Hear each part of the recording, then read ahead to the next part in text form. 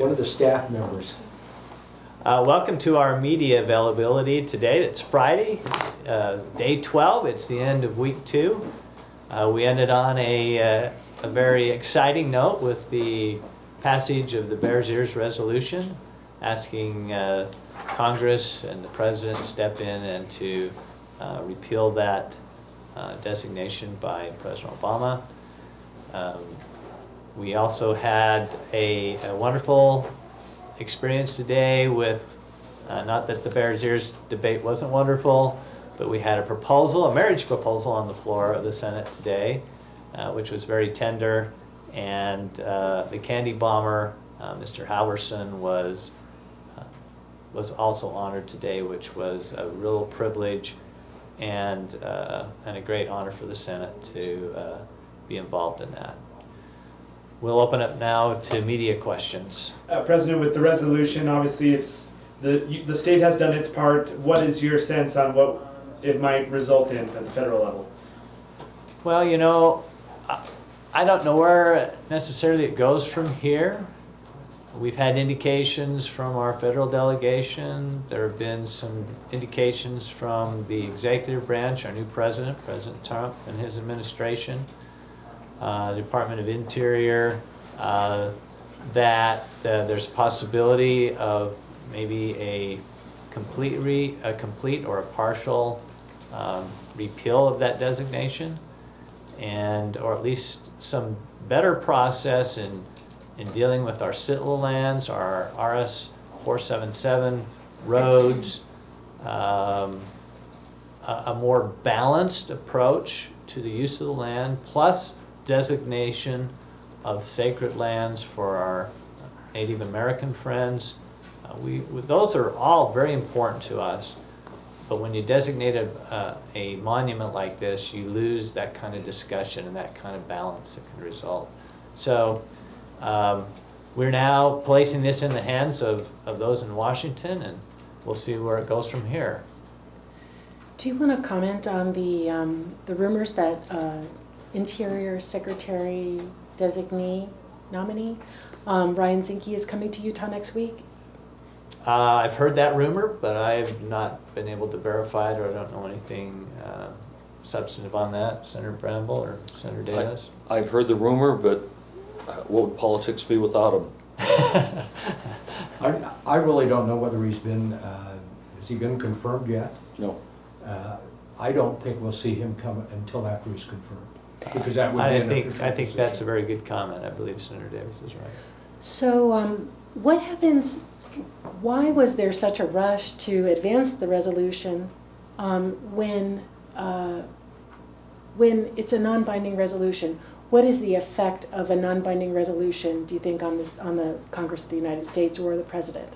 Well, a resolution is a message, and we've heard from members of our federal delegation that they actually read those, and it has an influence on their policy making in Washington, D.C. There's some urgency with it. One, because we have a very short session, and we've passed out resolutions in much less time than this took. This has been almost a week and a half in its making and its passing, the resolution. So it really hasn't been necessarily put on the fast track. It could have been put on a faster track. We wanted to make sure, we had our hearing last night. We wanted to make sure we had a robust discussion on the floor of the Senate. I know that the House had a robust discussion on their floor, almost an hour the other day. So, but it is a message, and so the indications we've got is those messages are heard. So we're excited to hear or see what happens with this now resolution in Washington. President, you assailed the power of one man to make this kind of a designation with so much impact on the people of our state. And what I am interested in hearing from you about is that in 2009 there was a scandal that ended in tragedy down in San Juan County, where some prominent people of that county were essentially accused and I think eventually convicted of looting some of those sacred sites. The idea that the Antiquities Act was used here was advanced to primarily honor another sovereign noted in the Constitution, those of First Nations people. And so if the Antiquities Act was created to be able to do what President Obama had done, wouldn't it seem justified to a lot of the people that have a stake in the Four Corners area, not just in Utah? Well, I think that's a great question. Thank you. And I think that some preservation and some security of those national antiquities is very important. There's the National Historic Preservation Act that is already in place that protects a lot of those things. There's the Archaeological Resource Protection Act. There's the Native American Graves and Protection and Repatriation Act. And a number of other federal laws that are already in place to protect that. And as mentioned by Senator Hinkins today, I've not verified it, but it seems that inside these national monuments, some of those antiquities may be at more risk than when they've been under BLM jurisdiction. So I don't know exactly what the answer to that is, but there are laws to protect it today, and we're there in 2009. But my argument of one person goes to the idea that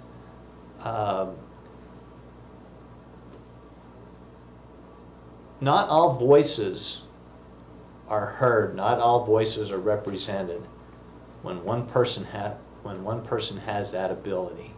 When Congress has to be involved, it goes through a lot of iterations, like what bills we pass here. We get all kinds of voices that hear our issues. But should we just let the governor decide them at the end of the day? I think that would be wrong, absolutely wrong, and I maintain it was absolutely wrong. And the process is bad, that one person can designate those things without Congress. On the point of process. To your question on security, I have a monument in my Senate district. It's Timpanogos National Monument. Making that a monument did not protect Timp Cave from being vandalized. It doesn't protect Aspen Grove as you climb to the top of Timpanogos from being vandalized. And it's been a monument for some time. So if your question about individuals who violated existing law and were convicted, that somehow making a monument would make it less likely to happen, we don't see that, nor would the federal government provide any greater protection than what those laws are right now.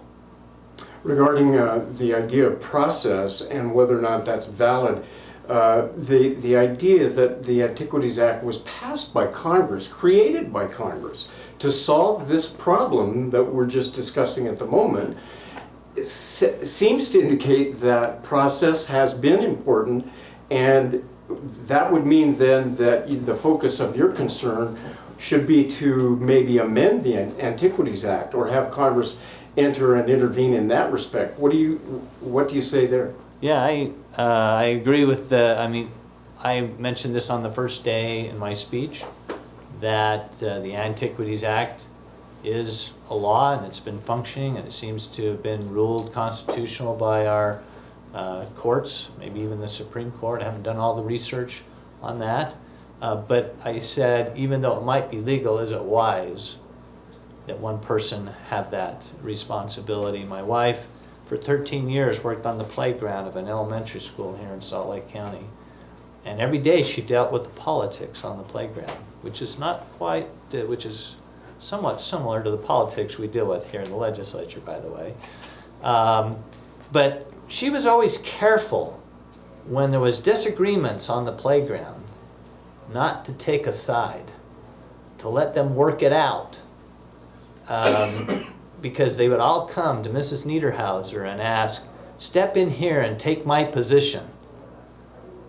then the other one would come over, step in here and take my position.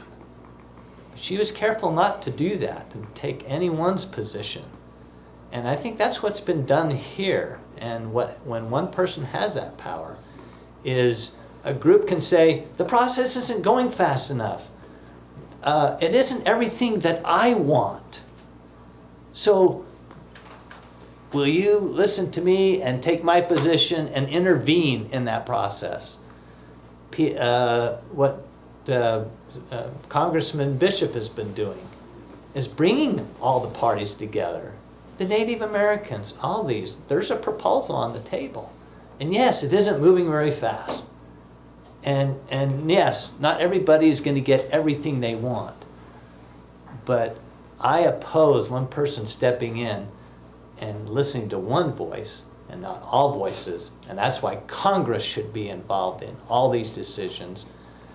The executive orders over the last week, is everybody happy with those? Are we happy with President Trump making those? I'm not happy with them. I may agree or disagree with them, but I think Congress ought to be the ones helping and involved with the president in making those decisions. Then everybody is heard. Now maybe things don't get done as fast, or maybe they don't even get done, but then so be it, because all the voices are still being represented equally. I think one of the concerns on that, the size and scope of the last two monuments created in Utah, both Bears Ears and the Grand Staircase of the Escalante, go well beyond the scope of previous monuments. And when one branch of government isn't functioning, Congress, as a check and balance on the executive branch, you see the executive branch consolidating power and doing things that Congress would may not have intended, which was your question, since Congress created the act, isn't this just within the act? No, I think it's well beyond the plain language of the Antiquities Act in terms of preserving the minimum amount of real estate necessary to preserve those iconic or historic or archaeological sites. And that's the challenge. Here in Utah, we guard jealously the legislative prerogative and the balance of power between the executive and the legislative branch. Part of this debate today goes to that same balance of power that is not present in Washington. And I think that's part of the real concern that we're expressing, is that Congress isn't doing its job. The fact that this resolution is going forward and then potentially the president listens to you and goes ahead, it sounds like in some respects moving forward with the effort to rescind the monument is going to even spur more lawsuits and more uncertainty about this land indefinitely, regardless of whose side it is, who's filing the lawsuit. How does the legislature sort of look at that in the future, that this is going to be unsettling the environment for even longer?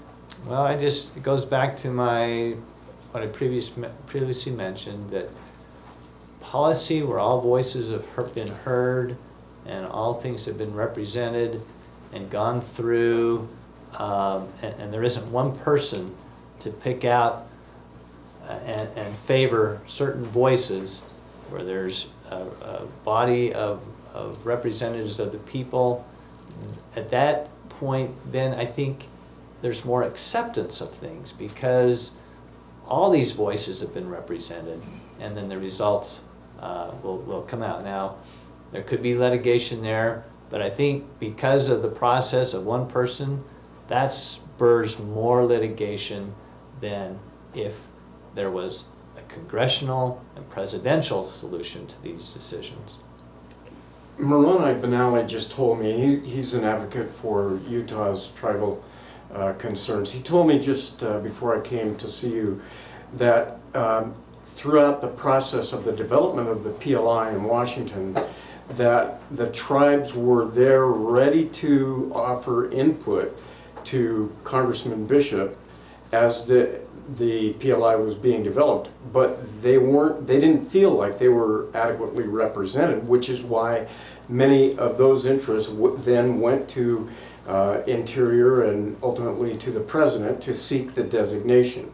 So if that is the case, that there are plenty of people, not just in Utah, but in the entire Four Corners area, that hold that area sacred and the artifacts that are there as being a way that they worship their ancestors, like the dominant culture does here, wouldn't it seem plausible that, especially in the light that of the Secretary Jewell's listening effort in July that took into account all of the people who were assembled that day, and there were several hundred there, wouldn't it seem that the process is final? I know that the resolution says no, it needs to be rescinded, but the First Nations people don't agree with that.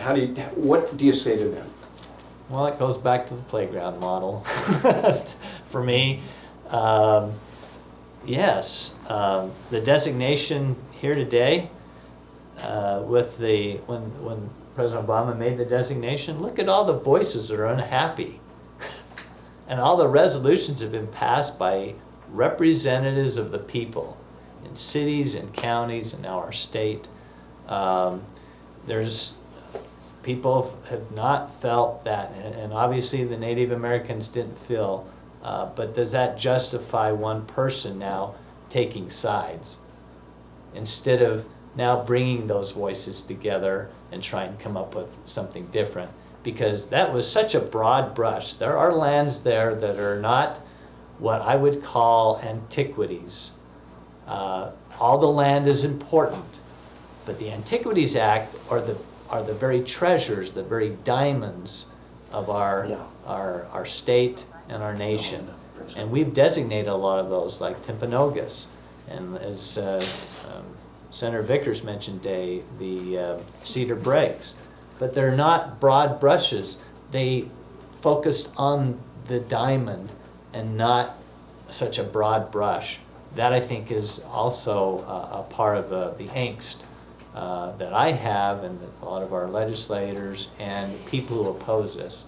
I think that's their problem, is we want to, for our Native American friends, designate and protect those sacred parts. But 1.35, whatever the acreage is, that seems to be too big of a brush. You know, when you talk about the Four Corners area, I respect the Native American perspective that you've articulated. Ironically, as President Niederhauser was presenting the resolution and I was running the dais, my phone was literally blowing up with messages coming from both Native Americans and elected officials, municipal and county elected officials from the Utah portion of the Four Corners area, unanimously in support of the resolution. I was surprised that at the volume during the debate. They must have been listening in or whatever, but it was exclusively supporting this resolution. Now that's not a scientific study or whatever, but I was surprised it was both Native American and elected officials that were sending information. And how do I know? They would identify themselves. I'm a Native American in this area.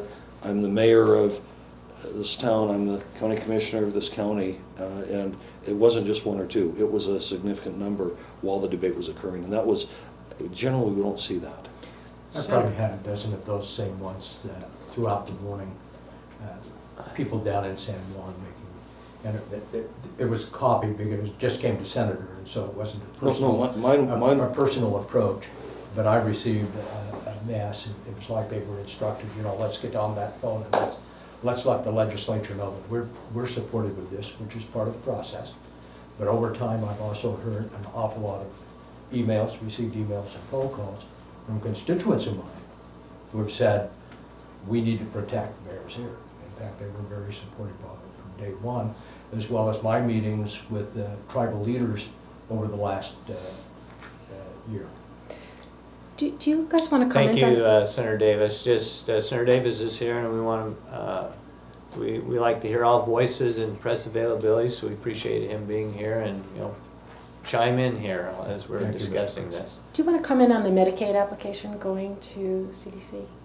Did you hear about that? Yeah, we'd like to see what, we passed last year now confirmed and be part of the, we want our waiver, we'd like to have the waivers and implement our system. The money's been appropriated, so let's make sure that gets considered in Washington, and we're hoping now the new Trump administration will approve our waivers. It will help us with the homeless because it's focused on treatment for mental illness and substance abuse, which is going to be essential in the success of JRI and dealing with our homeless situation. Does the waiver application differ in any way than was presented to Secretary Burwell? I have not compared them, so I don't know.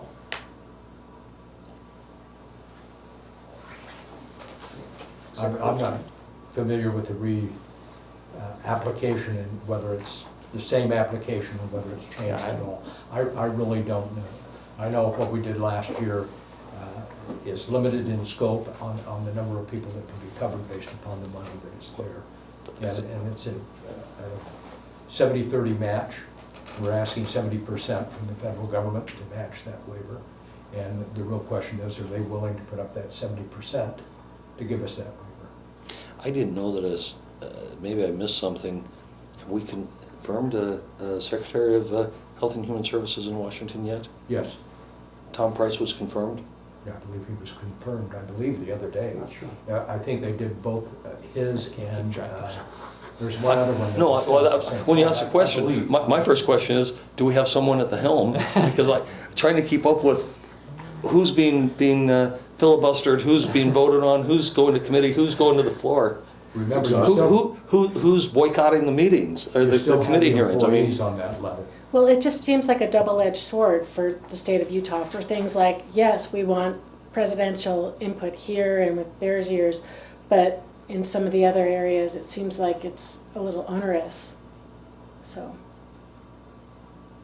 That's what we ask for. welcome to Thank you very politics. much. thank you, All right, Thanks, have a everyone. great weekend. Thanks. as always.